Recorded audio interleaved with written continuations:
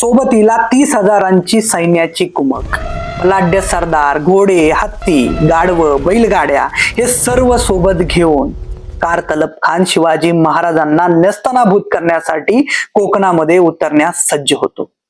सोबतीला त्याच्या सामर्थ्याचा, ताकदीचा त्याला प्रचंड अहंकार असतो.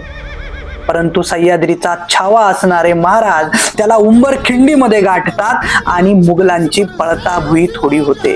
त्यांना आसमान दाखवलं जातं. कारतलब खान तर अक्षरशः वेडा होतो. इतिहासातील सर्वात मोठा गनिमी कावा म्हणून ओळखला जाणारा उंबरखिंडी मधला महाराजांचा हा पराक्रम नितीन थोरात यांनी उंबरखिंड या त्यांच्या कादंबरीमध्ये आपल्या समोर आणला आहे. जेव्हा हे पुस्तक तुम्ही वाचायला घ्याल, संपल्याशिवाय याला बाजूला करणार नाही. खरं तर महाराजांच्या ह्या विलक्षण बुद्धिचातुर्यातून आणि त्यांच्या गनिमी काव्याच्या युद्धतंत्रातून आपल्याला एक गोष्ट लक्षात येते की आपल्याकडे कितीही कमी क्षमता असू द्या, आपल्याकडे कितीही कमी मनुष्यबळ असू द्या, सामर्थ्य ताकद कमी असू द्या, जर त्याचा वापर आपण योग्य पद्धतीने कराल तर तुम्ही यशाचे धनी झाल्याशिवाय राहणार नाही.